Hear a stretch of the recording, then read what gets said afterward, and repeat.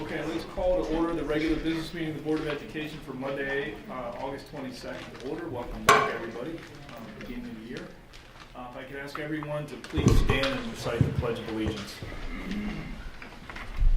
I pledge allegiance to the flag of the United States of America and to the republic for which it stands, one nation, under God, indivisible, with liberty and justice for all.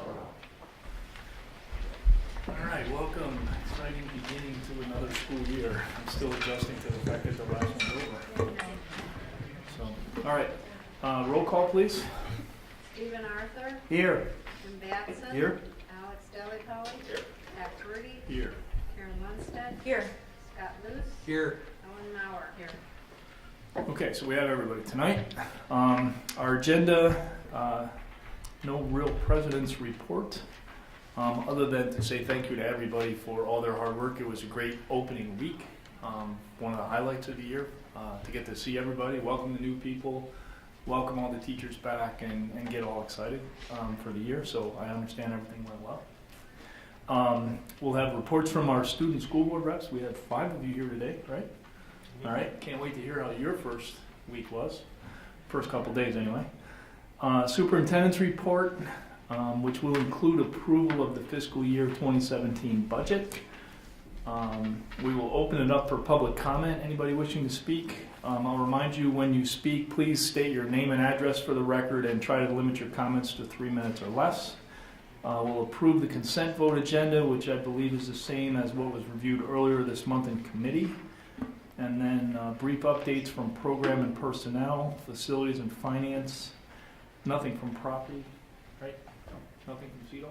Okay. Anything from IASD? No? Okay. And then we should be finished. All right. Okay. Let's start out with our student school board reps. So why don't you introduce yourself so that people on the camera could get to know you? All right. Let's see, is this? All right. I'm Spencer Baumruck, a senior at LHS. Hello, I'm Daniel Lowe. I'm also a senior at LHS. Hi everyone, I'm Emily Regan and I am a junior at LHS. Hi, I'm Aparajita Adiraju and I'm a senior at VHHS. Hello, my name is Akash Sethi and I'm also a senior at Vernon Hills High School. Shall I get started? All right. So for our report, our debut, we chose to narrow in on some specific things that make LHS unique and just kind of expand on those. So we did have a really good start to the year. Our first week, we had really cooperative seniors as far as cooperation with the administration and all that, which following the previous year was, a bit uneasy, but it was a really good start to the year in that respect. And also going along with that, along with Dr. Nelson, our Wellness and Prevention Coordinator, we are launching a new initiative called Life of a Wildcat, which is really to promote positive attitudes at LHS and avoiding drugs and alcohol, to live better lifestyles and overall be more positive role models for our school and those around us. And also happening at LHS is auditions for In the Heights, a musical about the Washington Heights neighborhood in New York City, which it's kind of strange but also kind of fun that we're doing this play because it's about a Latino community. And so it's going to be really interesting for Libertyville to explore sort of how we're going to be able to approach that and make it authentic and respectful. So that's starting up, and I'll give it over to Daniel Lowe. Alrighty, so even after the first week of school, Student Council has to start planning for homecoming, which is happening in 3 weeks, which is very scary for Student Council, but we're managing. So we decided from last year, based on student votes, that we would be doing the theme, The Spirit of Adventure. Now, it's not the Pixar movie, but it's about the worldwide traveling kind of theme. So we're really pumped about that. You can also track the homecoming asks that people are doing using the hashtag #ElvoPride. Every week we're going to be randomly selecting a couple, and we'll be giving them worldwide restaurant gift coupons, so like Uncle Julio's or Hanakawa, to like coincide with that theme. So we're really excited about that. Because of the large success that we had from last year, we're bringing back the LHS Spirit Packs. which is basically a pack of 5 t-shirts that kids will be encouraged to wear at the football games, at the home football games. And these were a huge success last year. I think currently we've sold about 450 to 500 of these packs already. And our homecoming themes, not homecoming themes, our football themes include a Hawaiian theme, which I credit myself, this is the luau.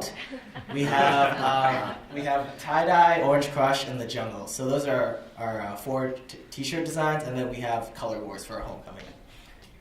As you might have seen, we had our very own LHS student, Laura Zhang, perform rhythmic gymnastics at Rio. It was incredible. It was awesome to see her and see the wide support that we had at our school. Everyone dressed up in red, white, and blue on Friday. We took a photo at 7:15. We even had this big poster printed out that says, "Good luck at the Olympics, Laura Zhang." It was just so awesome to see the school participate. Even throughout the day, the schedule was given out so we could live stream it and just support her. She got 11th place, which is the highest that she tied with the highest score that any American has gotten at the Olympics. Meanwhile, I get winded when I go up the stairs, so very casual. And she's currently planning to train and look forward to Tokyo 2020 Olympics.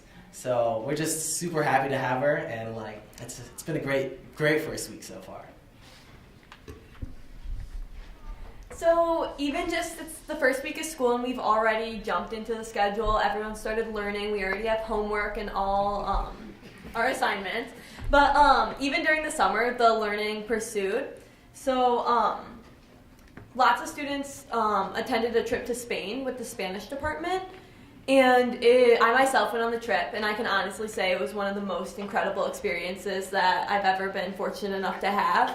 We went to big cities such as Madrid, Barcelona, and Sevilla, and we even stopped in Morocco for a day, which was incredible. It was a totally different culture, but just seeing the differences in the culture and being immersed with the local people and seeing all these beautiful sights was just an amazing opportunity, and I'm so lucky that we were able to go on it. And another opportunity for travel that LHS students had over the summer was going to Cambodia. There was a new club 2 years ago at our school called Caring for Cambodia. And basically, after the Khmer Rouge genocide in Cambodia, the educated population of adults was wiped out, and it left the Cambodian society mainly agrarian. So what this club aims to do is they fundraise all year round, and then they pay for their own trip to Cambodia to help build schools and educate children, which is an amazing thing that they were able to do, and they've really helped to transform the society of Cambodia even after it feels the effects of the horrific Khmer Rouge genocide.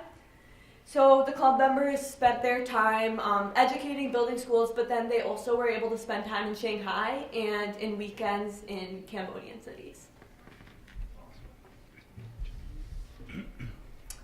So for Vernon Hills, we also had a very successful first week of school.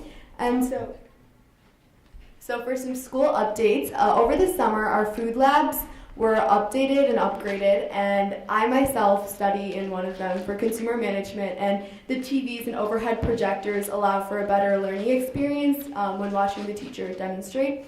And we would also like to thank the D128 Foundation for helping with some of the innovative learning spaces, such as the health classroom, a collaborative learning space, CRC updates, and professional development space for teachers. So last Tuesday was freshman orientation, and for the first time, we reorganized this orientation so that the freshmen were able to walk their schedule, talk to their counselor, sing the fight song, and attend classes that were led by the orientation leaders. So we worked with Mr. Young to administer a survey to the freshmen and get their opinion. So all freshman respondents and group leaders stated that it was a positive experience, and 99% of the freshmen said that it was helpful to walk their schedule, and 90% of them said it helped them prepare for the first day. So overall, it was a very successful opportunity. And last Wednesday, Dr. Gilliam met with all the students to discuss expectations about the upcoming school year and how everyone should agree to disagree, be respectful, and choose words wisely, especially in this political climate at this time. So our open house will be on September 6th, where all the parents will be able to meet with the teachers and walk their schedules. Also, all seniors met the first late start, so last Wednesday, to talk about senior privileges and college placement. And in English electives, all seniors will have a unit on college writing essay. And Mrs. Bolito is the new college counselor, and she's made the College Resource Center a more student-friendly place to ask questions, and many students, even in the first week of school, went and ate lunch there and asked questions about the application process and how that went. So for our activities, our kickoff dance and lip sync contest is coming up on September 10th. And also, over this summer, we had some students travel to Iceland, and we talked to some of the people that went on the trip, and they said it was an amazing experience, and they got to visit the capital, waterfalls, geysers, hot springs, glaciers, and the Blue Lagoon. And we also had students travel to Quetico. And some student council updates are that the freshman elections are going to be at the end of this August, so we will get to see who the freshman representatives will be. And first class also begins this week, Friday, with the initiative VH Give again, with the theme Be Nice, which is a great message to start out with. Awesome. So now moving on to a little bit of fine arts. So we started off the year strong with our current musical that we're working on, and that's going to be The Addams Family. So we've hosted all of the auditions and stuff, and we're hopefully going to have a great prospect for the next season. Also, we have a new orchestra directors, Mr. Green and Mrs. Nichols. So we're looking excited to having them in. And moving on to sports, we have a lot of things going on in the sports world at Vernon Hills High School. The biggest news is that we're starting off this year with a new conference. So we're going to be the CSL division, the Central Suburban League is split into 2 divisions this year, and we're going to be joining a division with Glenbrook North, Highland Park, Maine East, Maine West, and Deerfield. Also, a great thing for our academic team is that we had a very distinct all honor rolls academic teams this year, with all teams having a cumulative GPA of 3.0 or higher during their seasons. And this is last year for winter and spring sports. And 17 teams actually earned this honor, so that's a pretty big deal that we're proud of. This year, we've started off really strong, especially with golf. As you know, last year they finished 4th in the state, and they picked up just where they left off, winning the first place in the Glenbard North tournament recently. And in that tournament, we had star noteworthy players such as Brian Fabia winning first place and Justin Park winning 3rd place, both individually. Also, first football game is going to be at Grays Lake Central. We got a good positive outlook for that. And Vernon Hills is actually hosting 2 days of soccer tournaments. Today, as you saw, a very full parking lot, and also tomorrow night. Then, also great news is our academic teams, namely FBLA, Future Business Leaders of America. And we've been sending a lot of kids to nationals for the past years, and this year has been no exception. This nationals, there were 14,000 participants that competed in events and attended workshops during the national convention in Atlanta. And we sent 36 students from our school to compete in Atlanta. So we're really proud of that. And we had many Vernon Hills High School top 10 finishers. So we're really proud of what our team did last year, and we have a great outlook for the future in sports, academics, all around. So thank you. That's great. What was the most memorable part of the trip to Atlanta? I think last year the trip was in Chicago, so we'd already seen all the sights, but this year going to Atlanta with so many new people and meeting all the LHS kids too, we all had a great time going on the flight, and more than just the event, which was also a wonderful experience, getting to meet a lot of new people and seeing the convention and how Atlanta rolls. It's a little warm there in the summertime. Yes, it was very hot. And then we had our resident board member, Zach Kurzenberger, who sang the national anthem, which was a great honor for Zach and our school to be out there in front of all those participants and schools from across the nation. So that was a great honor. Yeah. Any comments on the early start this year? We're very happy to be done by winter break. We fully support the decision. We agree. Okay, great. All right, great job. Thank you for that. It's already been busy, I can tell. Oh, yeah. And let's see. School superintendent's report. Okay, we have several things this evening in the superintendent's report, and first we want to give one final shout out to Laura Zing. Just amazing. Went back over the weekend and watched rounds 1 and 2 and 3 and 4, and just an incredible athletic event to start with, and she is just on the rise. It's going to be exciting to watch her over the next few years. And she's such a great student at LHS on top of it, you know, the schedule that she keeps. So really, really amazing stuff. So congratulations to her and her family, certainly. Secondly, I think at least the board is aware, as many of you may have seen in a supplement to the Chicago Tribune, I think it was a week ago Sunday, that Libertyville and Vernon Hills were ranked the number 1 and 2 schools in Lake County. On a variety of criteria that becomes more discriminating every year in Chicago Magazine. So that was really good news, and we want to congratulate, of course, our wonderful students, support staff, our teachers, and the administrators at our schools and the board for their work in really, you know, just creating 2 high schools that rock and really meet the needs of students. So as you testify to every month, so that's really great news. Okay, congratulations to Libertyville High School debate team on qualifying for the IHSA Team Academic Achievement Award by accumulating a cumulative grade point average of 3.0 or higher during the season last year. LHS sophomore Anna Lagodi, recognized in last year's IATE Best of Poetry and Prose competition as a 2-time first place winner, and an honorable mention recipient, was chosen by Illinois Poet Laureate Kevin Stein as one of 3 Illinois students to receive a Special Merit Award. The award recognizes winning poems that exhibit an appealing blend of craft and content, works that show students' poets rising above the mundane to establish, as Emerson says, an original relationship with the universe. Anna's work was analyzed and celebrated in an essay by Stein that can be found on the Bradley University Illinois Poet Laureate webpage.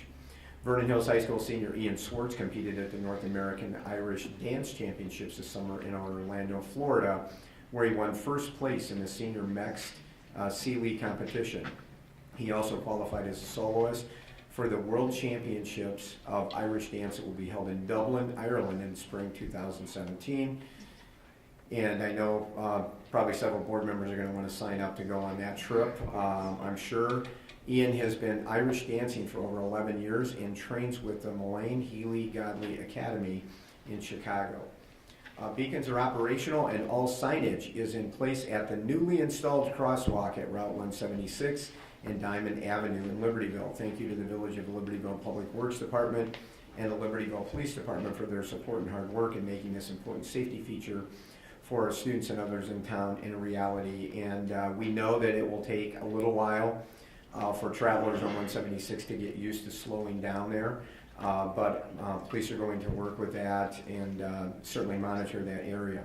Congratulations to the VHHS winner and spring varsity athletic teams that qualified for the IHSA Team Academic Achievement Awards. Following teams achieved a cumulative GPA of 3.0 or higher during the season last year: girls basketball, girls bowling, boys bowling, competitive cheer, competitive dance, girls gymnastics, boys swimming and diving, girls water polo, boys volleyball, boys track and field, girls track and field, boys tennis, softball, girls softball, bass fishing, baseball, and badminton. Last year, several junior and senior AP and 2D drawing students in Allison Malloy's AP Studio Art class at Vernon Hills High School participated in the Memory Project. This nonprofit organization invites art teachers and our students to create portraits for youth around the world who have faced substantial challenges such as neglect, abuse, loss of parents, and extreme poverty. VHHS was paired with children from an orphanage in Romania. 8 VHHS student artists created 9 original portrait drawings and paintings for these children, which were delivered to the children in Romania this summer by the Memory Project. Fees to participate in this project as a school resulted in a collective financial donation among all participating schools of $4,120 to help support the children's therapy programs in the orphanages. Thank you to the VHHS students Augustin Sandoval, Alex Kinderman, Alyssa Pasternak, Daria Portiskaya, Julia Grinarski, Lauren Johnston, Sarah Kane, and Tiffany Ahn for their artwork and for making these children feel valued, important, and beautiful from 1,000 miles away. And the following LHS winter and spring athletic teams qualified for the IHSA Team Academic Achievement Awards. These teams achieved a cumulative GPA of 3.0 or higher during the season last year. In the winter season, girls basketball, boys bowling, cheerleading, dance, girls gymnastics, boys swimming and diving, and wrestling. And in the spring, baseball, boys gymnastics, girls soccer, softball, boys tennis, boys track and field, girls track and field, boys volleyball, boys water polo, and girls water polo. So congratulations to everyone. Really great finish to last year and a great summer and a great start to this year. Just absolutely incredible. Next up on the superintendent's report is certification of attainment of FY16 established performance recognition bonus criteria. As the board and many in the community are aware, as a component of the current teacher contract, which includes all teacher bargaining unit members, the board union agreed to an innovative performance recognition bonus that provides the board an opportunity to recognize the collective excellence of our teaching staff in meeting and or exceeding minimum student achievement and student engagement beyond the school day qualifying criteria. Unlike merit pay, which is designed to motivate teachers to increase student achievement in the future, is only granted if student achievement increases are met, and as part of the regular compensation structure, the performance recognition bonus acknowledges that we have an excellent teaching staff that has consistently produced high student achievement and high levels of student engagement beyond the school day. As such, the performance recognition bonus provides bonuses over and above the regular compensation structure for meeting and or exceeding minimum student achievement and student engagement criteria. Also, unlike merit pay, which is typically paid only to individual teachers who increase student achievement, the performance recognition bonus is a collective bonus and thus recognize the significant contributions that all teachers make to the success of students. And the board has extended that opportunity for performance recognition bonus to support staff and administrators as well. In other words, if the minimum qualifying criteria are met or exceeded, all D128 teachers receive the bonus. So to certify the results from this year, this is a rolling 5-year average of our scores. The District 128 overall ACT composite score, the minimum qualifying criteria was 24.8.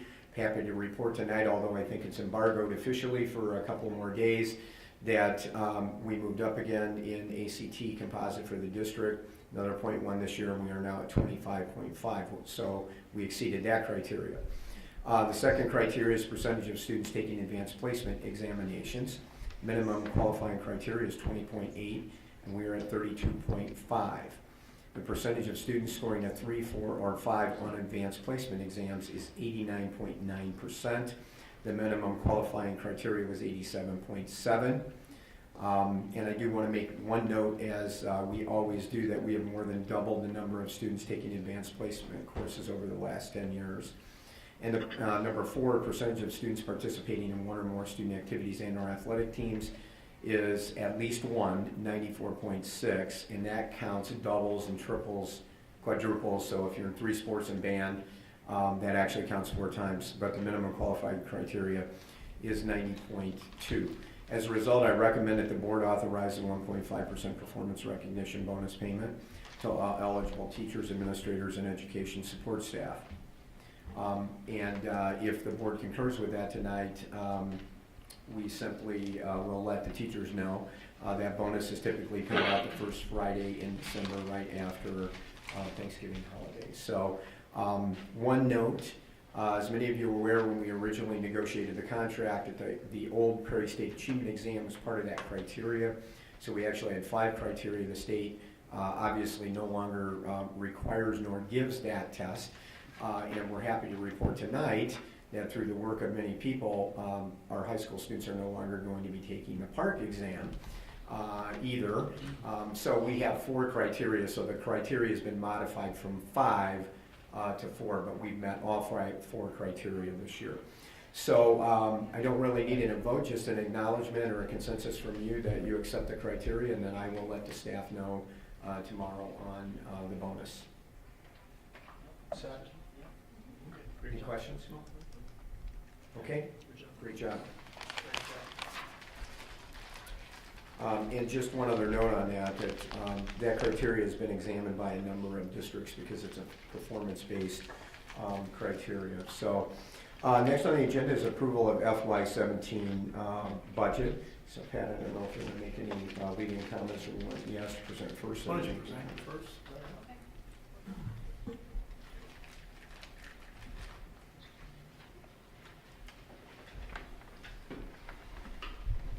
Good evening. This evening we are presenting to you the final budget for fiscal year 17, which started on July 1, 2016, with the fiscal year end of June 30th, 2017. The budget was adopted after discussions with a number of groups, a lot of hours spent with the Board of Education going through the budget, the detail, comparing it to the previous year, and making some modifications pretty much in the last 2 weeks at your request to trim the budget further. So the document before you will reflect what our spending plan and our revenue expectations are for this current school year. The presentation before you will cover the legal requirements for budget adoption. We'll talk about revenues and expenditures, and then just a brief summary of the budget.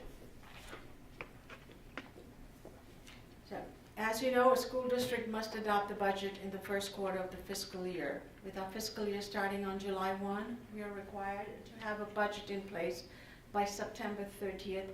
In our case, we have our adopted date as August 22nd, so we are ahead of state requirements. Prior to the adoption, a school board must place the tentative budget on display. And on July 6th, we placed the budget on display for our community and interested parties to review and comment on it. We also set a public hearing for the proposed budget, and the hearing was on August 8th, and we had a number of people in attendance and providing their comments on School District 128 finances and the impact on their own tax bills. Also on also on July 7th, we had published a notice of public hearing and conducted the hearing as stated before. The budget before you is on a cash basis.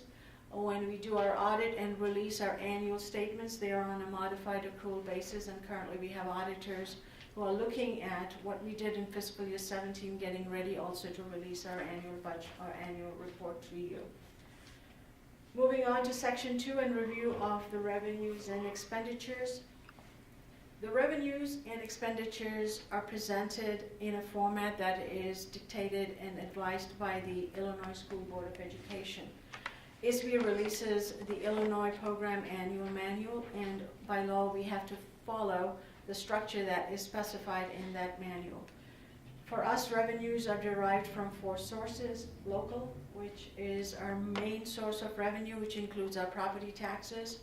We receive a small amount from corporate personal property replacement tax.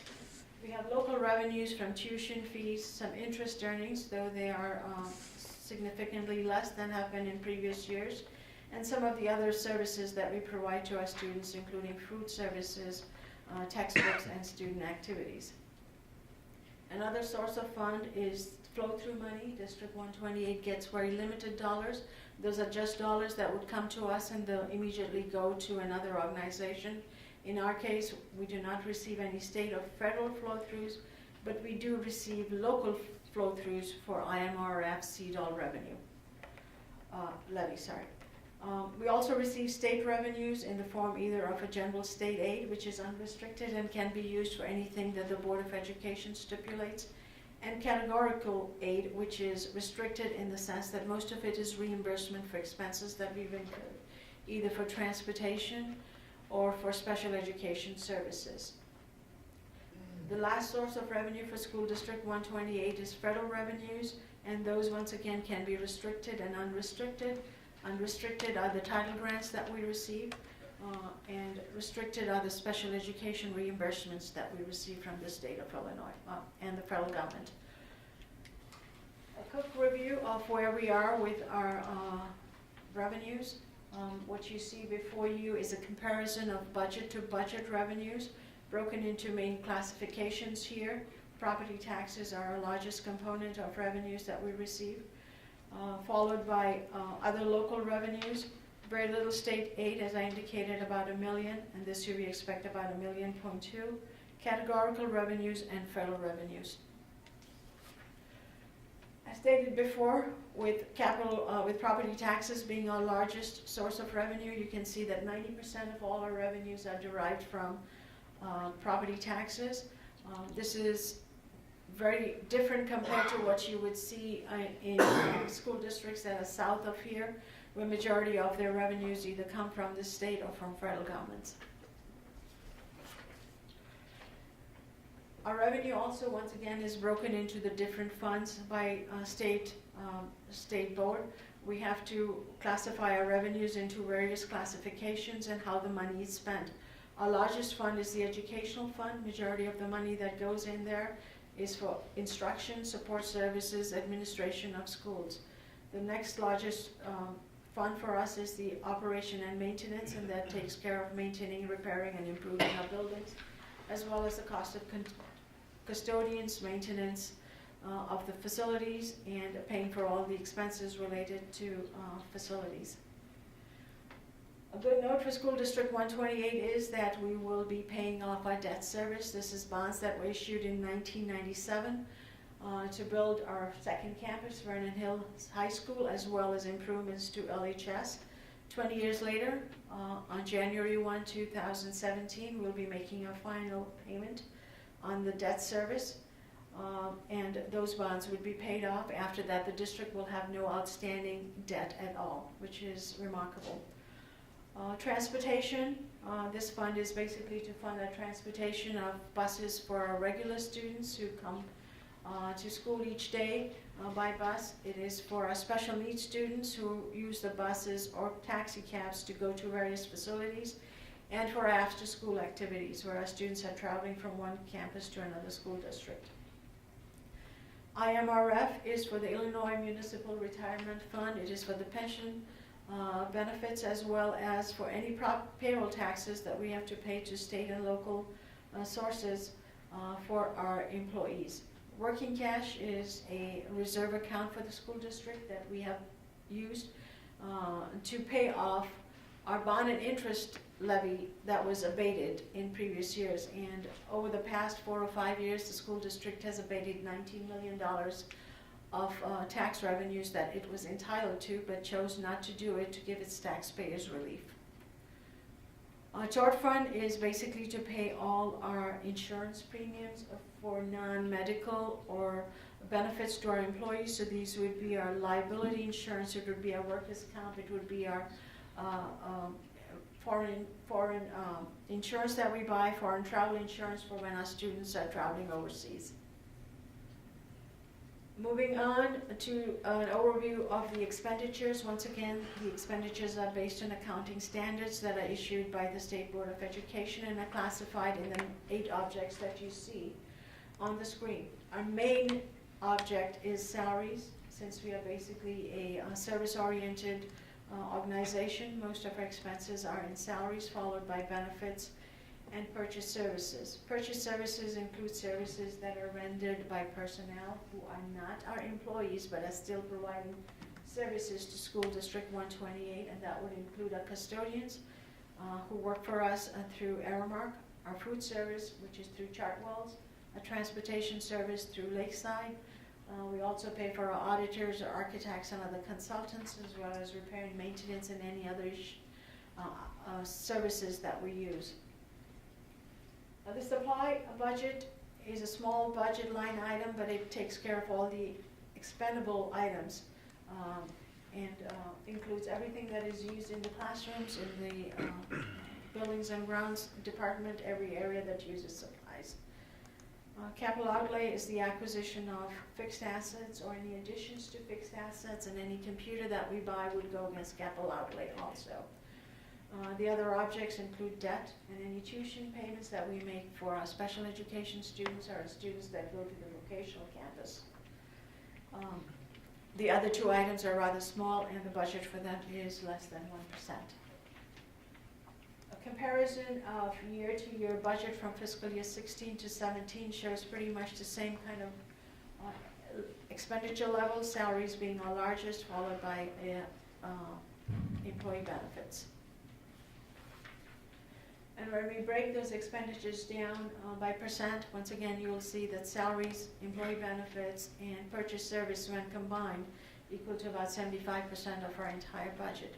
Next year, when we will not have a debt payment, you will see a slight difference in the percentages that go in each of those classifications. As you can see, 7.1% of the total budget is for debt payment in here. A key note here is that the Board of Education has set aside $8 million for large capital items. That particular item is not reflected in this classification that you see here because that is very specifically for certain projects that you would look at over the next few months and indicate whether or not we should move forward with other things that are needed to make those happen. Moving on to capital by expenditures by fund, you will see once again, as stated before, that education is our largest fund, including all the instructional and related expenses for our students.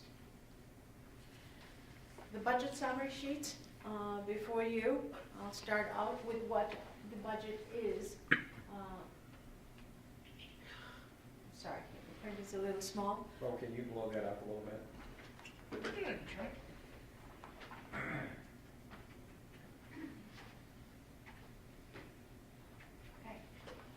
Our revenues total $82 million, majority of it, as indicated before, coming from property taxes.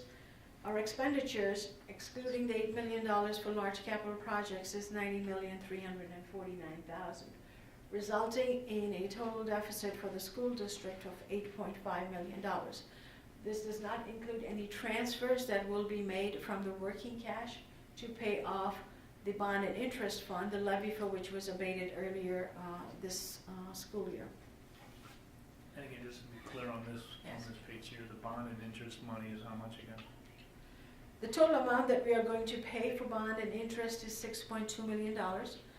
$1 million is coming from our tax levy, $4 million is coming from our reserves from working cash, and the balance, once again, is going to come from the fund balance that is in the debt service account. Okay, so again, a significant portion of the deficit spending you are showing there reflects that? That is Correct. correct, Okay. yes.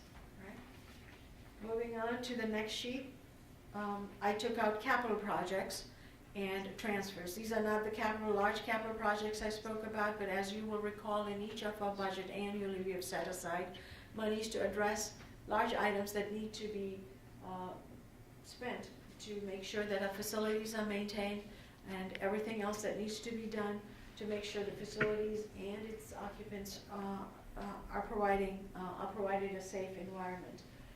So I want to just clarify, what is this?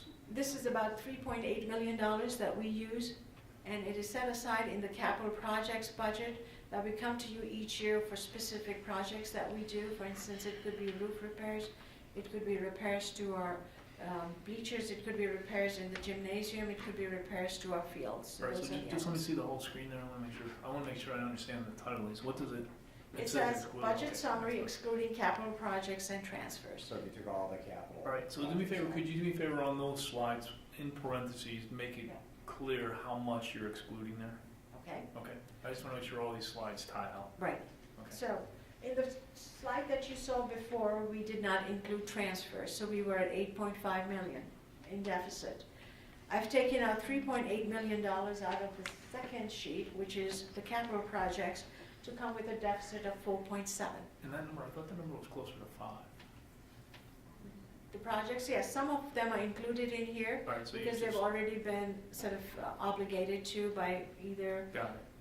Okay. bids All right. or. So again, just make sure that these slides, I want all the numbers to tie, I don't want anybody to think there was a misrepresentation of the way we presented it, kind of thing. So if all you're doing is you're saying, I took out the stuff that is essentially discretionary, we don't have to do the capital projects unless the roof leaks, kind of thing. Okay, Correct. we may Yes. choose to do those anyway, Right. but if you could just make sure where it says excluding, I want to know exactly how much was excluded, Okay. so if they add that back in, it should tie to the other slides. Which it will. Maybe we were on the bottom. Yeah, whatever it is, just to make sure that it's I will completely do that for transparent. your future reference. Yes, before you go on, so you all understand what happened in this one, whole $3.8 million of our normal capital. No, I agree with Pat. I want to make sure it's very easy to follow. Yeah. There's no misunderstanding from anybody, and that it's well represented and communicated when we leave this room today. So, can I see that? Can you blow that up again, please, Paul? And let me see the bottom. So that 4.76 number Yes. still includes the debt payment or not? At this time it does, yes. So looking at this It slide, does not include the $4 million transfer, not all of that. right, but it includes the debt payment. And then I have another slide that takes the debt service out. Okay, because in essence, with the debt payment, this slide would essentially be flat. It is. Okay. Right. So moving on to the next summary. I have taken anything that is related to bond and interest out of this one, plus capital projects and transfers. So what has gone out of this chart is the $1 million for debt service in revenues, the $6.1 million for bond payment, coming up with a revenue number of $80.7 or $80.8 million, expenditures of $80.4 million. And as you said, it keeps our budget basically at revenues equaling expenditures, so we have a slight increase, or at least a slight adjustment to the expenditures and a small surplus of about $400,000. But that would assume you do no capital improvements to the building. Correct. Pretty close to none. Everything would be taken out of there. Okay. Right. Right. So, moving on to some budget highlights. From an instructional point of view, we will continue our focus on student engagement and innovative instructional strategies. And we are implementing year 2 of a digital learning strategy, and each student, every freshman who came in got a new Chromebook. And just to highlight there, I just want to make Yeah. sure my high-level thinking on this Yes. is correct. The fees we are currently charging students for the DLS cover about half of the cost. That is correct. Okay, I just want to be clear on that. Yes. And I think it's important to note there, by the time the students are done at the end of 4 years, the value of that is not $400 anymore.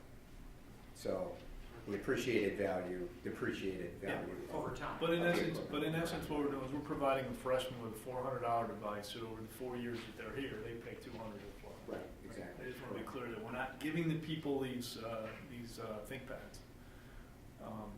They're essentially covering at least half, or about half the cost. Okay. Some facility highlights, we are making some improvements to our HVAC system at Vernon Hills High School, keeping in mind that that is about 20 years old now. There's a roof replacement project ongoing at LHS every year. We've made some roof replacement processes in place. There's masonry and tuck pointing work that was done in the summer at both our buildings and will be continued next summer. And we continue to make improvements to the instructional spaces in our building to better suit the needs of our students and our curriculum. So once again, in 2017, we'll be paying off the bonds that were issued in fiscal year 97. The bonds were $48.5 million, of which about $16 million was not taxed and was paid out of our reserves. We continue to look at operational efficiencies and are constantly looking at ways, and Apprentice talked about it at the opening day, and surprisingly enough, within a couple of hours I had about 4 emails from people telling me how we could do some things that will result in savings. So, people out there in our buildings are aware of the fact that we are looking to cut back on our budget without impacting our instructional program. We are currently working on our long-term projections, and we will bring those to you in November. And we have the large capital needs items to discuss with you at a future meeting. And as stated before, we have set aside $8 million should we choose to move in that direction and start the projects this year so that we do not have to amend the budget. Yes, and just, Yes. again, I think so we're clear, that transferred money came from the transportation account. That is correct. That is It was something that moved is from the required by law. transportation account, it was money that was sitting in the transportation account because the levy was generating more than we needed. Right. So that money was transferred by the board into the account to be used for capital projects. At least that was the thinking at that time, moving forward, correct? That is correct. And the reason why there were these surplus funds in the education, in the transportation fund was, at one time we had talked about, with the previous board, the possibility of having our own transportation fleet, for which we would need a garage as well as purchase of buses. At this point, that is not feasible, so we're looking to use those funds elsewhere. Right. So with this budget presentation, our request is that the Board of Education approve the budget as presented, so we can file it with the appropriate authorities and the State Board of Education within timelines directed by ISB. Okay, so let me make a couple high-level comments. Number one, this is now I think either the fourth or fifth presentation we've seen on the budget. We've spent the better part of 3 full meetings on various budget topics, I think, some of which were very extended, some of which were very engaging. So we will probably not get into nitty-gritty details tonight, so I just want everybody to understand that's because we've spent a lot of time on this in previous weeks and months. Number two, at a high level, to the extent that the budget is increasing, it's really increasing because of contractual commitments either to employees or vendors. All other spending, essentially all other spending has been held flat to last year. Okay, so we went through, I think, at least 2 sessions of cuts in our budget discussions. Honestly, we had originally asked the administration when they came in with their first budget proposal to hold all spending not under contract to be basically within the guidelines of inflation. All right, anybody that's been reading the paper knows inflation is, I think, 0.07%. And I think the initial budget proposal was, somewhere between 0 and 1%. We have since taken that back to 0. Okay, so for all the taxpayers in the community, because of the tax caps, your taxes can only go up in aggregate 0.07%. Okay, that does not mean your individual tax bill will not go up. It does not mean your individual tax bill will go down. With all the changes in assessments, and oh, by the way, I understand everybody in Lake County got a blanket 7% increase in assessment. If you've been reading the papers lately, whether your individual tax bill goes up or down just depends on how much your house is assessed relative to everybody else's and how it all shares the pool. Okay, but again, please correct me if I'm wrong, but taxing bodies. All taxing bodies like ours next year will frankly not be able to get any kind of significant increase in revenue. Okay. So again, to the extent that any of our taxes go up or down, it's just a matter of the bubble moving, okay, to a different homeowner. All right.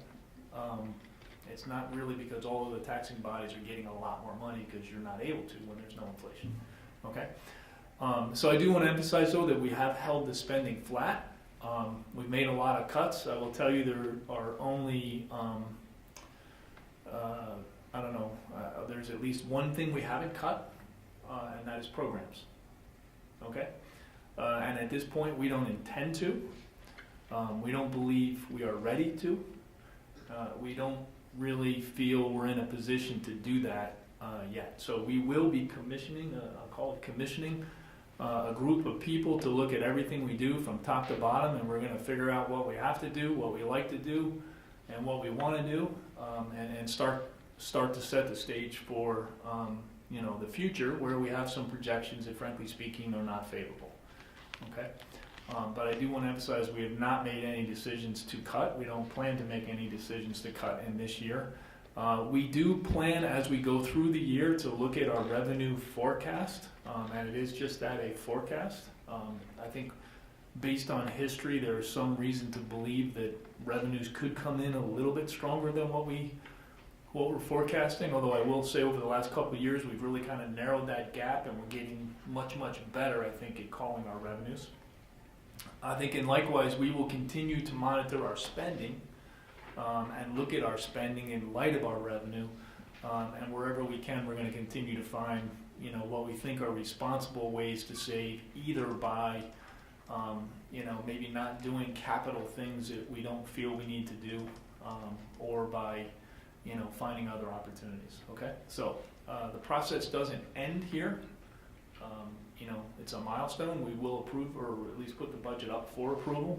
But I want everybody to understand this is an ongoing process that we will engage in, I'm sure, for the entire year. Okay, and then we're already planning to set the stage for the budget discussions, which would kick off here, shortly after the winter holidays, and to set the stage again.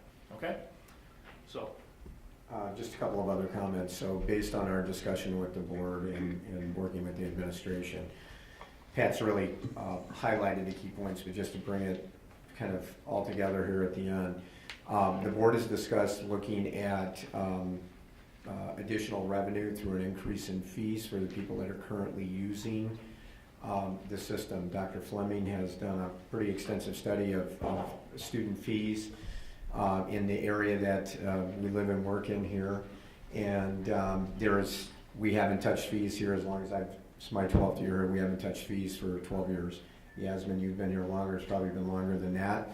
So the board will review that, and we'll give them some numbers and make some recommendations. So you've got revenue on one side, and then Pat talked about looking at efficiency. So we'll be working really closely with the union and the support staff and the administrators to look at all of our major cost centers without looking specifically at programs, to see where we can become more efficient and we can shave some dollars. And then at a higher, broader level, we'll just be looking at the district as a whole down the line and the possibilities there as well.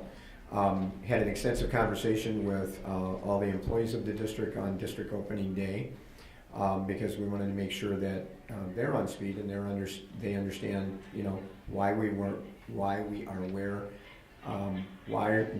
we're at this point, and then some of the steps that we're going to work together on moving forward to address the problem. This is, I would venture to say, a problem in every school district in the state of Illinois right now, because approximately 75% of any school district's budget is people, because as Yasmin pointed out, we're a service organization. The result of that is if the employees are getting any raises, then those raises have to match whatever CPI might happen to be at the time if you're going to break even, because it's very difficult to cut the other 25% of the budget enough to make that difference. And if you did, okay, these young people sitting here wouldn't want to be going to school here, and parents would not want to be sending them there. So it's really a three-pronged approach, and we've already started that conversation. And to the credit of our union, which has always been really good to work with here, they're going to be part of that process with us, and so will the administrators. And so will our support staff, because we do everything together here. We're all in this together. And we'll take this on as a challenge, and we'll work with the board, and we'll manage our way through this. Okay. So, is there a motion to approve the... Quick, one more question. Of the contractual obligations, how large is that dollar amount? So if we held everything else flat, what was that increase of just the contractual part? The dollar amount? The dollar. Yeah, vendor contracts or salaries or both? All of it. But probably more the salary, because that makes up the largest portion.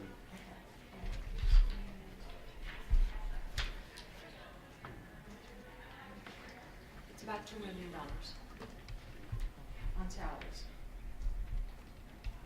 Which is the lion's share of that. Correct. And Yes. other contracts are relatively small compared to that. Okay.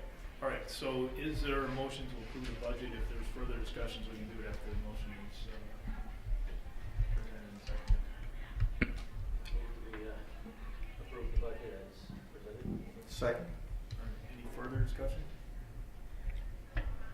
Yeah, one more question. So we saw the budget presented in 3 different scenarios of revenues and expenditures. Which one are we voting on? We're voting on the first one, plus the $8 million set aside for large construction projects, which has already been funded by transfer of funds. Let me make sure I'm clear though. It's one of the slides up there, right? Yes. Okay. Again, I want to make sure the slides are perfectly clear on that point. It Okay? is the first slide plus $8 million. That's why I said question. Make sure that slide reflects the $8 million. Yes, correct. Now, let me be clear on the $8 million. Okay, so there's that $8 million in the budget.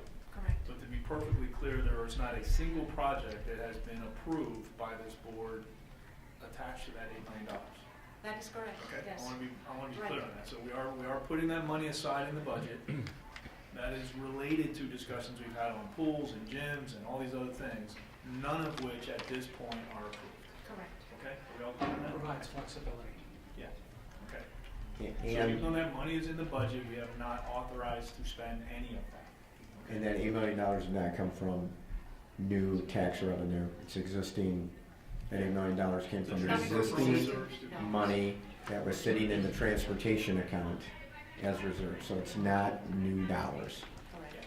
So, said differently, if we chose to do none of the capital projects that we have previously discussed, that $8 million would not be spent, and essentially from a spending perspective, would be $8 million of favorability in this year's budget. Correct. Okay. Yes. So the 8 million is basically all of the deficit shown on that slide, No, because it also, because it's not in there. no, yeah.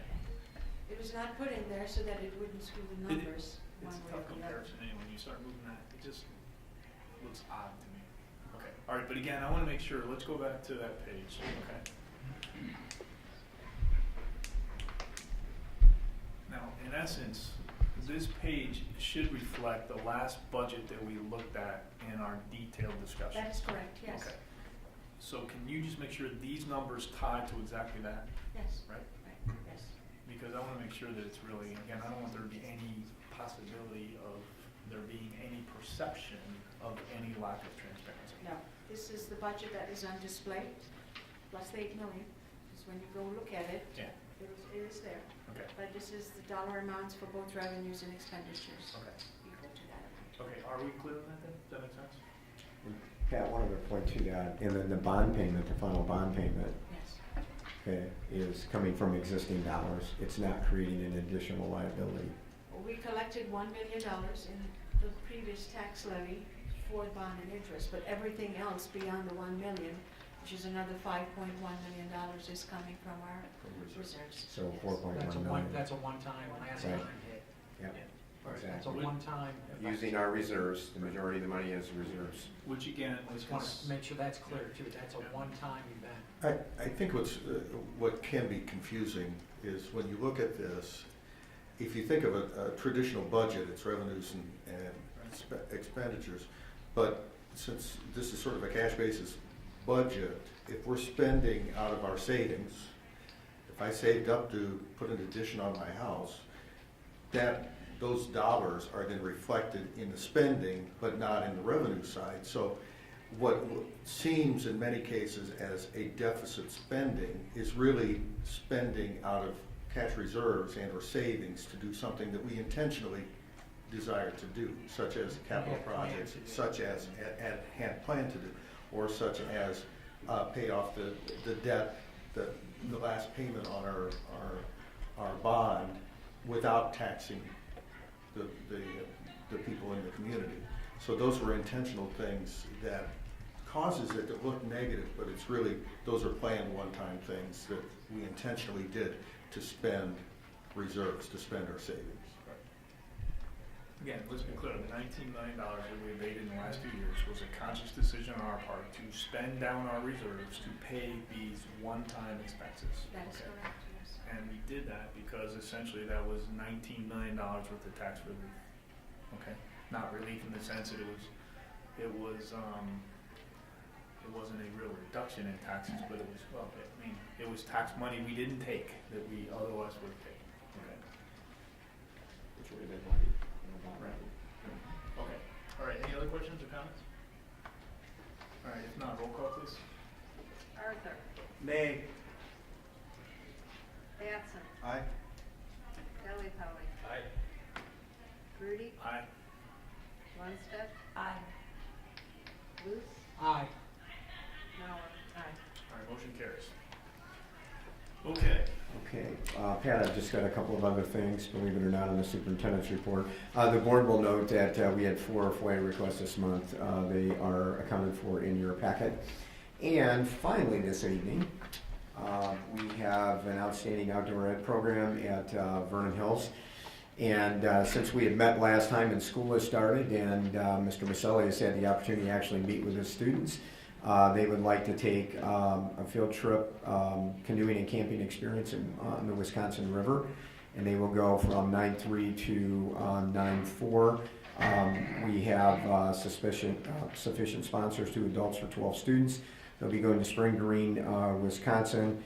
Like all field trips, the students will pay for the trip to go up there. So we just wanted to let the board know tonight that they will be going, unless you have reason to believe that they shouldn't go. So we recommend that.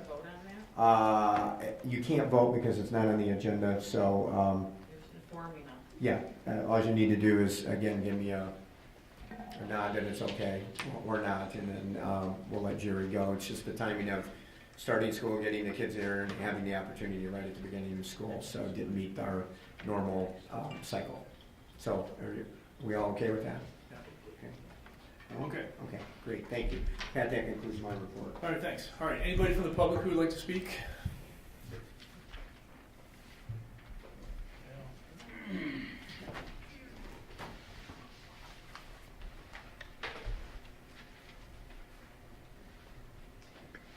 I really got excited there for a minute.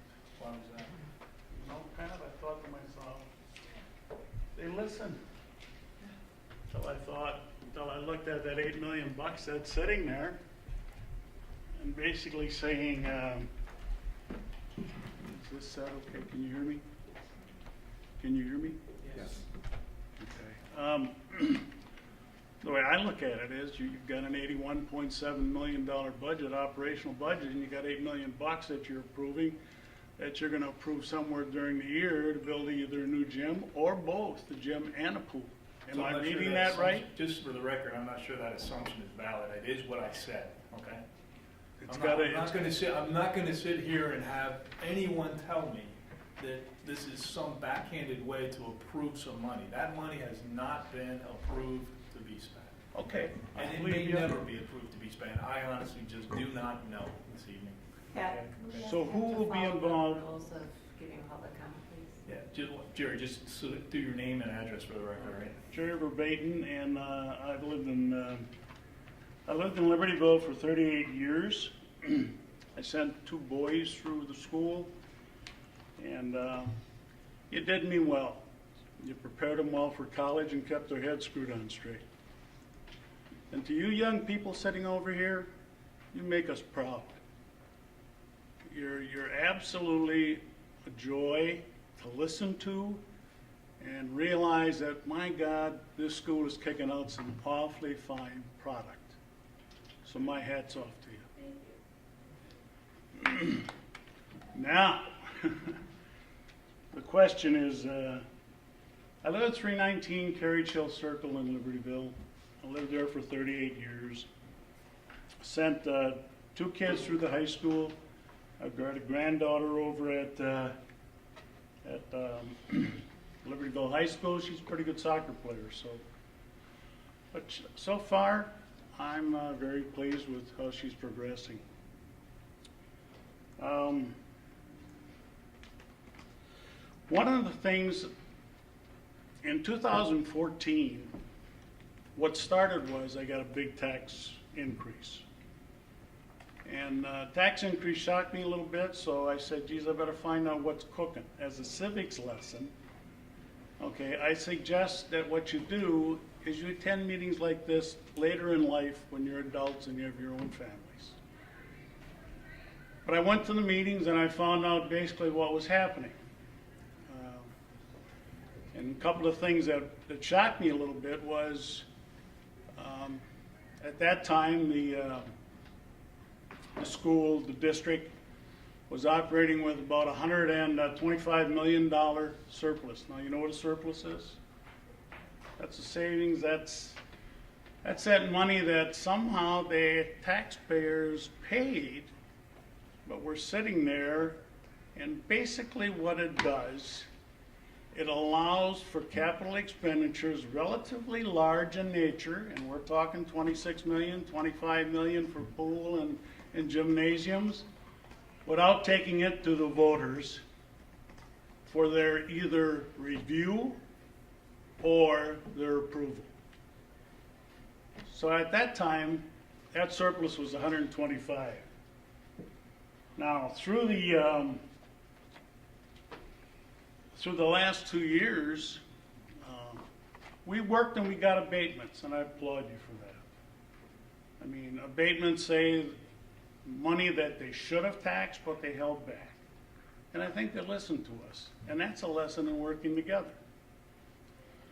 But then all of a sudden, this past June, July, when I got my tax bill again, I got kicked 3.5%. Again. Now, think about this.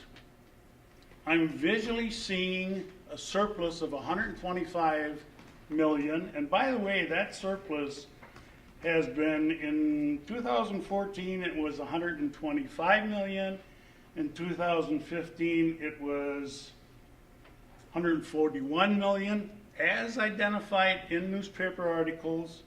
In 2016 it was 122 million. Then lo and behold, the article that said we're going to overspend and we're going to drive this thing right in the hole. You remember that one? I don't know if you saw it. But that thing was sitting at 81 million. And now when I look at it today and pull the figures out of the budget, I'm looking at about $103 million surplus, and you're going to get another tax charge in September when I pay the tax bills. So I'm saying the surplus is still sitting upwards of about 103 to 125 million dollars, of which it looks like we're accounting for some of that in the potential, and I say potential only, of a new pool or a new gym, which we'll review and be looking at, hopefully, with some cooperation and some interchange between taxpayers and your school board and your administration.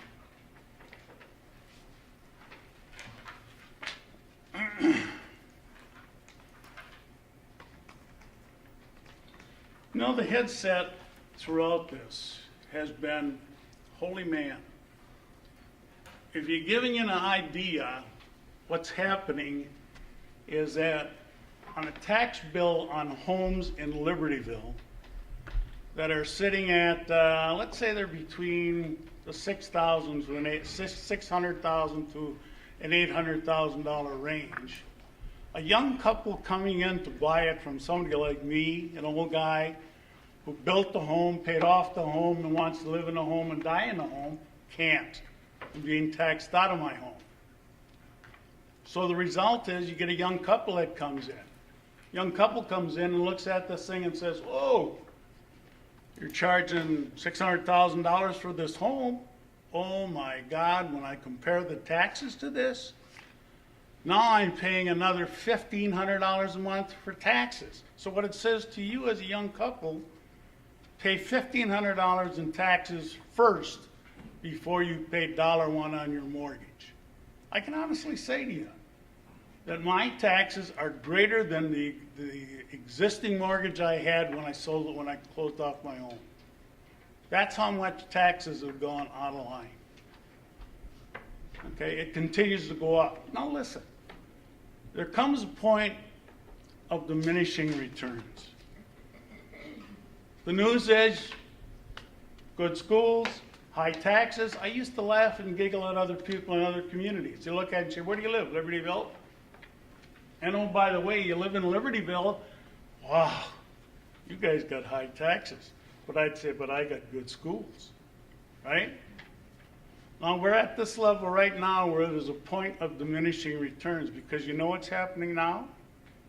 What you're seeing is, you're seeing people coming in, okay, and we're looking at a tax bill that we can't afford. We're being taxed out of the homes, or it's a real push when you want to send kids through college and pay those taxes. But the point is, you've got that, and on top of it, what we've got is we've got less demand because people are walking away from our real estate because the taxes are too high in the community. You know, I'll tell you, I saw a letter written by a fellow by the name of Bruce Allen. Bruce wrote a letter and said, oh my God, I've got a home, and I've dropped the price on the home now, $85,000. I'm still not selling it. I've only had 4 showings. The number one issue in not closing the business is taxes. People are walking away from it. So as a community, and by the way, Mr. Terry Wepler, I hope you're listening. This is a community problem and not just a school problem. We've got situations where what's happening is the homes, and there's a lot of homes in that range, okay, are being forced to drop their prices. Not a little, but a lot. What is that going to mean to taxes for schools? They're going to go down. Okay, so we're asking, in all cases, try to become efficient, control your costs, because at the expense, we need it for the community's sake. And not just for my sake, but it's happening throughout. So please, you know what it's been like for the last couple of years. I mean, everybody says, hey, he's coming back. I'm sorry, but all I want to do is get some answers. And it's a civic lesson. Be involved, because you can affect change, positive change. I'm talking about good teachers. Don't sacrifice the quality of your product. Do it more efficiently, and look for ways to cut costs out of the equation. That's all I'm asking. Okay, thank you very much. Anybody else who would like to speak? Hi, my name is Anna Dre. I live at 1020 Ashley Lane in Libertyville. I am the proud parent of LHS grad, 2013 grad, who was extremely well prepared. Marina, thank you very much, to be a full scholarship college kid. And I have a current junior at LHS. I am fully supportive of you guys funding a pool for the high school, even though I know good and well that my water polo son will never spend 1 minute in that pool. I want it there for the kids who come behind my kids. Somebody else did this for us to have the facilities that are there now. We have a 7% increase on our taxes in our home right now. We just bought into the community in 2009. And one of the big things that attracted us to this community was the school. You may guess from my accent, I'm not from here originally, I'm from Texas. Yeah, our taxes are a whole lot lower there. And everybody who can afford to has their children in private schools because the public schools have been abandoned. Good schools cost money. Good facilities at the school cost money. I'm going to tell you, my high schooler who had, my graduate who had a wonderful experience at LHS, I remember him coming home one day and saying, and this may be an exaggeration, Maureen, I know the kids sometimes do that, but he said there was a thermocline of stuff that when you'd swim in the pool, you'd see stuff. It's an old pool, it's a tired pool, it's a broken pool, and it needs to be replaced. We need new equipment for these kids. It's curriculum. Every child in that school goes to that pool. This money would affect every single child, and I implore you guys to build a new pool. Thank you very much. Anyone else?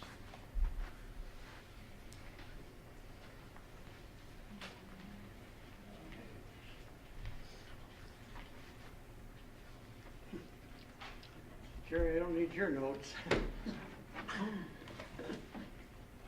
Tim Anderson, 821 Bartlett Terrace, Libertyville, Illinois. I first got, well, I'm a graduate of class of 61 from LHS. In 1974, there was a referendum to build a second high school out on the corner of Old School and St. Mary's Road. I was part of the citizens committee that thought that was probably a bad idea because that was all going to be forest preserve and there'd be no one to go to it. Well, that referendum failed. And from that point on, almost 42 years, I've been a watchdog on what the school board does with their expansion. In 1990, I was asked to be on a committee to decide how do we handle the future overcrowding. In 1990, it was decided we had to expand. The decision was to build one school, make LHS bigger. I was a minority. I said, no, it won't pass unless you build a school in Vernon Hills. Well, history proved me right. It failed. And then you built the school in Vernon Hills, and you have 2 schools now, which was the proper answer. The question is, what does it cost to run these schools and maintain them? So looking at your own numbers off your own website, and you look at your salaries, and you look at your administration, there are materially misleading issues. You publish on the website all of the salaries. And you have a category, this is what it looks like, and you have a category for other administration. Well, in the 2014-2015, the most current one you have, so the 15-16 year has not been published, and the 16-17. Now the 16-17 salaries could be published because they exist, so you could update these by 2 years. But if you go back just 2 years ago, you have 8 people listed as administrators. But if you look at the category of vacation days, you'll notice teachers don't get vacation days because, in fact, they get 2 months off in the summer. Administrators get vacation days. You have 11 other individuals that get vacation days, and if you look at the job description from the district office, you find many of them. Some are sitting out here at the table, but you list them as teachers. You list packages of $2,250,000 across 11 people as teachers, and they're clearly administration. So your cost of administration is out of line. Basically, if you're taking the 2 outliers on this, 2 people that were retiring, you showed one having a salary of $9,000, but the next category was retirement enhancement, $46,000. And no vacation days because I'm retiring. I don't need a vacation. I'm done. You're presenting false figures. You've been asked time and time again on your budget to do what every other budget reflects. You have a budget, which is a plan, and then you have actual. You do not give the community, the public, the ability of what you actually spent. So you project a deficit. But remember, since the referendum was passed, for the next 10 years, I had a perfect attendance at all of the school board meetings and all of the F&F meetings. I know where those skeletons lie. One of the great rumors on this gym is the fact that it was always in the plans. This gym that you have a proposal for was never in the plans. It was never in the plans. As a matter of fact, there was a spaces committee of the community in 2002 that dealt with the question. And the whole community did not have a second gym in their plans in 2002. It was never part. That is a legend myth that is part of the original plan. If you look what you projected on the gym proposal that you have on the website, to give you an example, you have broken out, you have a dance studio. You have a dance studio. You just never put the floor in. The dance studio will be the airspace above the existing team locker room. You've had it for 8 years. All you had to do was put the bridge over and put down the dance floor. You've got the ceiling, the floor, and the walls. You probably have the electrical. For 8 years, you've had a dance studio. It's like putting the carpeting above the garage and creating an apartment. You've already had it. You haven't used it. You've denied the fine arts people for 8 years a dance studio. put the floor down. The top of the line, I made a phone call today, checked it out. The top of the line floor for 4,200 square feet of a dance floor with the cushion, the extra plywood screwed each way so the floor won't float, plus the polished hardwood floor, under $50,000. That leaves you over $2.25 million to put a bridge across. That bridge is better than the bridge to nowhere in Alaska. You have misrepresented. As you break out your cost on this gym, you show that the dance studio, which by the way, is really just a dance floor and a bridge, you show $1,344,000. We show gym and locker room at $3,572,425. These are your figures. But then you show a weight room, a 4,500 square foot weight room. 4,500 square feet. You want to count the distance across here, count the ceiling tiles and go that way and see how big a weight room that is? It's an enormous weight room. Colleges would be proud to have a weight room that big. But then the fun one is connecting hallways. $1,172,650 for connecting hallways. Look at your own map, your own drawing. The connecting hallway is the space between two walls.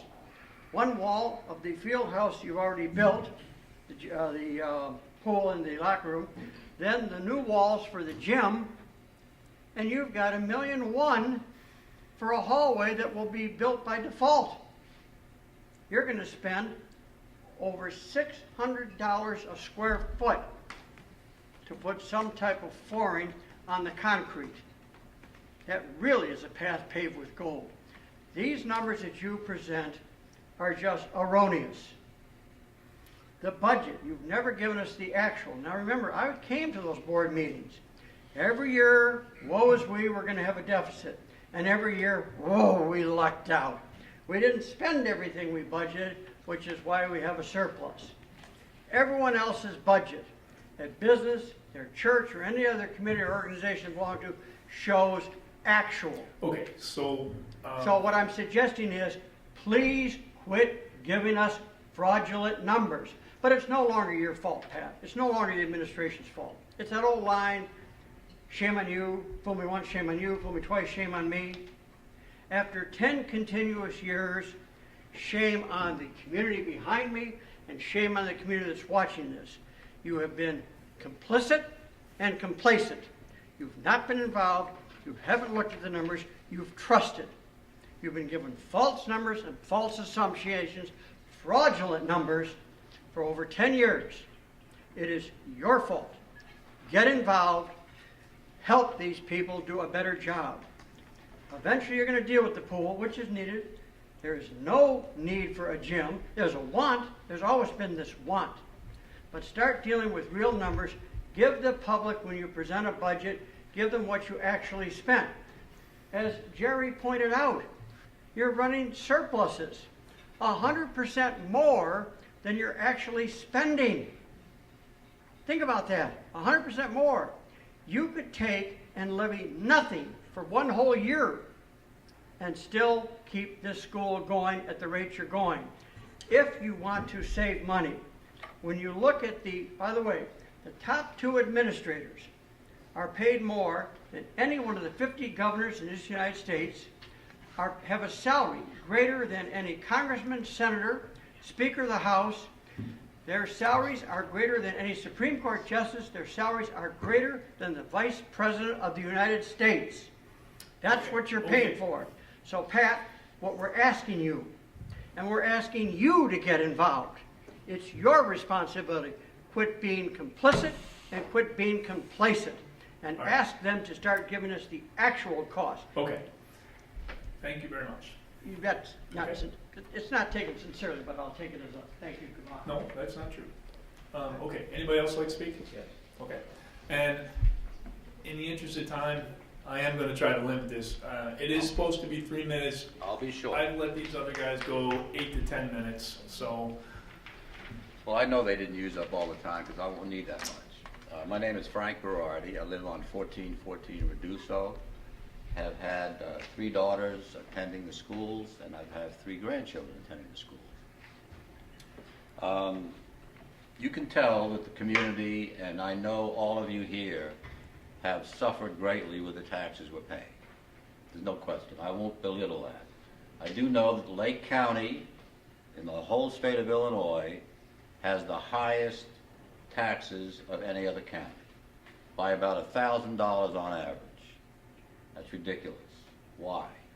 There's plenty of good counties around. We pay the most taxes. My purpose here is not to outline why the taxes are high or to complain about it, because enough of that has been done already. What I want to do is present you a couple of suggestions and recommendations from our small community group to move forward and make some solutions. We don't want to look at this as if we don't have any obligation to try to solve the problem, because we do. We all do. My first recommendation involves the fact that it's taken, as Jerry outlined, 3 or 4 meetings for us to come and actually question you and ask hard questions. It's no fun doing this. What I'm suggesting is that you recondition this board and put in place a community ombudsman that formally becomes a part of the board. This would be people who are actually diverse in nature, in age, economics, sex, you name it. Doesn't have to be a lot of people, maybe 3 or 4 people, to have as part of your board to sit in on your meetings and ask the hard questions that you've had asked by us. We don't want to do this for a sideline. There's something about this board, and maybe it's true of most boards. I've been in business my whole life. And you get caught up in what you're talking about, and people don't want to ask the hard questions. But you know what? Those taxpayers are the money, it's their money that's being spent. So hopefully they would be able to ask you the hard questions. You know, you're representative of the people you voted on, and I know you're not paid. But that doesn't mean that once you get on the board has a way of getting groupthink, and you need some ongoing questions to be asked. So that's my first request. The second request involves what we talked about in terms of expenses for personnel and teachers. And as Tim mentioned, you've got some high-paid people. So I'm recommending that you take the 5 top administrators and you freeze their salaries. I'll repeat that. We're asking that you take the 5 top administrators in the board and you freeze their salaries. Now, that's not a lot of money, truthfully. I pay more taxes than what that would cost the board. But it sends a message to people that you mean business. You're serious about this, and you're willing to walk the talk, and you're willing to cut your own salaries, or at least not cut them, but at least retard any increases. And it sends a message for the future negotiations you have to do. And it does let people know that you're not just talking about it, but you're willing to pay the price in your own lifestyles. So those are my 2 requests. And I'd like to have a written response from this board in 30 days as to exactly what you're going to do about those 2 requests. My only question to you is 30 days enough to get back to me on what you're going to do about them? We'll consider it. No, I'd like to know, is 30 days a good enough amount of time to get back and write up exactly what you're going to do about those 2 requests? Honestly, I would think not, because within the next 30 days we'll only meet once. So how much time do you need? I really don't know. 45 days? I don't know. Now, Okay. I'm not looking. So we have. I'm serious about a response. I'm not just, I don't want to make a recommendation and it goes off into some place. I'd like to hear what the board's response I is will to that. personally make sure that we respond to your requests. I'm just not able tonight to commit to the timeline for Okay, doing that's it. fair But you enough. have my word that we will respond, okay? Great. And I Okay. know we'll see you again, and I don't want you to come and say you never responded. So I promise you that we will respond. Thank you. Okay. Thanks, that's it. Okay. Thank you. All right, anybody else?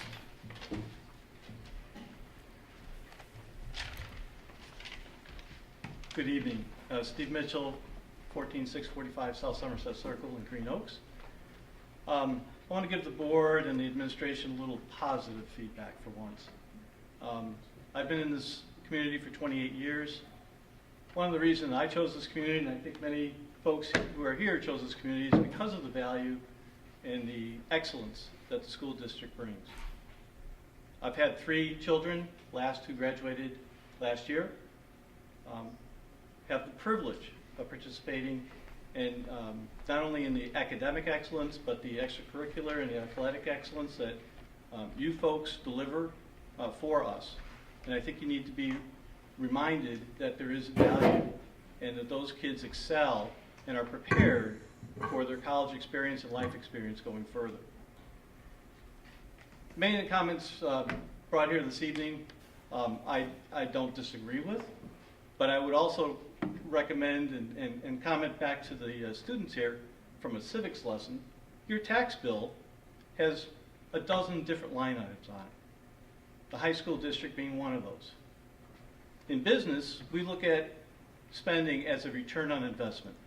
And I would argue without question, the one item on our tax bill and my tax bill that I would never question the return on the investment is what we spend for our high school district. It is tangible, it is measured, it is reported, and I wish other agencies that collect our money would do the same. So I commend the board for continuing the standard of excellence and the administration for following through and delivering that. One other aspect I would just comment on with respect to the building. I think the board and the administration appreciates the integration of excellence in facilities with excellence in education. I think the upgrades to the facilities that have been described are needs-based. Some of us have participated in many of those meetings and understand the vetting that this board goes through to understand and really question the value of many of those projects. This particular project has been well vetted, has been well understood, has been value engineered. I would hope that the board and the administration will continue through with approval. Thank you. Okay, thank you very much. Anyone else? Okay, I'm going to make just a few comments, and I do not intend for this to be a dialogue, but there are a few things I want to correct. Number one, let me be clear. In all of the budget discussions we have had this year, and there have been at least 3 full meetings on this topic, all of those discussions have focused on what we actually spent last year and what we were requesting to spend this year. Okay, now, that has been somewhat of a change in philosophy versus some prior years where oftentimes we did discuss what was budgeted last year and what is requested in the following year. But this year, our discussions were essentially exclusively focused on that, okay? So, if we could, let's post that on the website, okay? It has been discussed publicly. It was discussed publicly at the hearing, I believe, okay? And at least one other meeting, so I just want to be clear. It's been publicly presented what we spent and what we're requesting next year, okay? Second, and actually I meant to start with this one, we actually agree with a lot of what was said tonight. I think every one of us here is a Vernon Hills or Libertyville resident. We feel, most of us, we feel your tax pain, okay? We feel your property value pain. We feel exactly the same pain. So if there's anyone out there that thinks we don't feel it and we don't discuss it, I would stand to differ, okay? I think we feel it, honestly, as much as anybody. Second, I do want to correct again, and I've done this on a regular basis, so if nothing else, I think I'm at least consistent in my response to this. I know for a fact we as a board would disagree with the fund balances as stated, okay? And it may not be that we disagree with how much money is in the bank on any given amount of time, but let me just clarify for everybody what we as a board, and anybody that disagrees, feel free to chime in, what a reserve fund is, okay? We look at the reserve funds as being whatever our total fund balances are, and we take out of that what we call early taxes, okay? That being money we have received already to pay the coming year's expenses, okay? Now, There may be others that have a different philosophical approach to that, and I respect that, okay?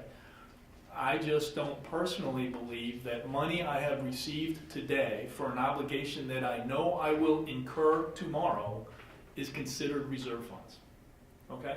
So it is the philosophy of this board not to treat those as reserve funds. We treat as reserve funds essentially those funds in the accounts that are not in any way, shape, or form encumbered or planned for known upcoming expenses, okay? And therein lies the reason why you hear numbers like 120 million or 140 million, oftentimes reported publicly.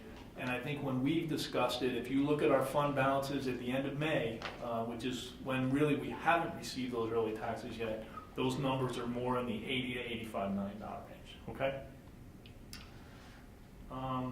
And last but not least, I'm just going to restate what I stated before. None of the large capital projects have been approved, okay? I don't know tonight whether any of them will be approved. Informally polling the board, my sense is most would not. Okay, so that is not a final answer. There's still a lot of due diligence, which we plan to do, but I just want to make sure everybody is perfectly clear. We have not made a decision to do any of those projects.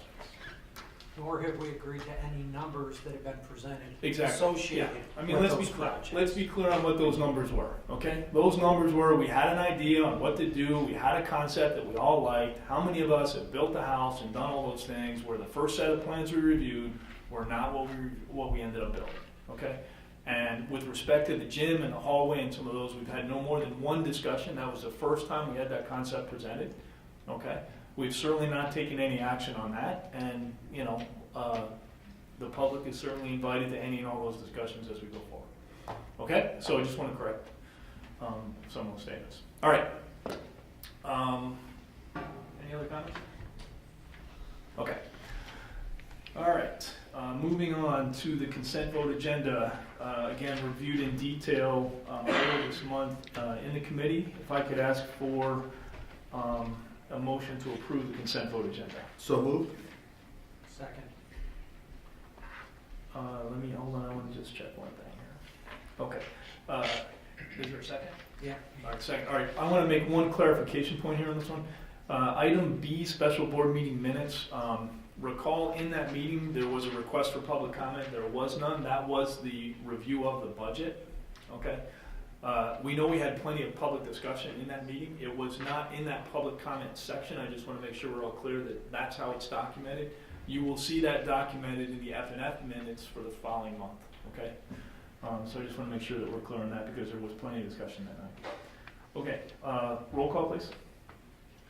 Batson. Aye. Delli Polly. Aye. Grudy. Aye. Lundstedt. Aye. Luce. Aye. Mauer. Aye. Archer. Aye. All right, motion carries. Program and Personnel Chairperson Mauer. Okay, we have two items. The first is we have two educational tour requests. So we're looking for a motion to approve those as presented. So moved. Second. Any discussion? Yeah, sorry. All right, roll call, please. Delli Polly. Aye. Grudy. Aye. Lundstedt. Aye. Luce. Aye. Mauer. Aye. Arthur. Aye. Batson. Aye. All right, motion carries. Okay, and the second item is employment of employees is listed. We have one change in retirement date, two new hires, and a resignation. We're looking for motion to approve that agenda. So moved. Is there a second? Second. Any discussion? No? Roll call, please. Grudy. Aye. Lundstedt. Aye. Luce. Aye. Mauer. Aye. Arthur. Aye. Batson. Aye. Delli Polly. All right, motion carries. Okay, and that Anything else? that Okay. concludes the Facilities and Finance Chairman Batson. Thank you, Dr. Grudy. We have one item here. It's a bid recommendation for the JV softball field drainage system at Libertyville High School. The overview, you want Proposed motion by the Board of Education that the Board of Education accept base bid from Cooling Land Concepts LLC, Cherry Valley, Illinois, in the amount of $57,760 for the Libertyville High School JV softball drainage system repair project. A little background, we had 8 contractors attend a mandatory pre-bid meeting, and we received 5 bids. The project requires removal of the existing failed drainage system that is presently installed and installing a new multi-flow drainage system. We've conferred with the contractor, and their bid complies with the specifications of the bid, and I'm confident they understand the scope of the project. In addition, references I spoke with had nothing but good things to say about the contractor, especially when it comes to drainage projects. So Mark, just to be clear, this is the softball field that is behind the varsity tennis courts, or I should say, the tennis courts. That's correct. That's the closest to the lake, that when you run by it now, there's puddles and swamp because the drainage system is failing. Is that correct? Correct. This is the field. Thanks, Mark. We have a motion and a second, please. So moved. Second. Any further discussion? Okay, roll. Lundstedt. Aye. Luce. Aye. Mauer. Aye. Arthur. Aye. Batson. Aye. Delli Polly. Aye. Grudy. Aye. Anything under other?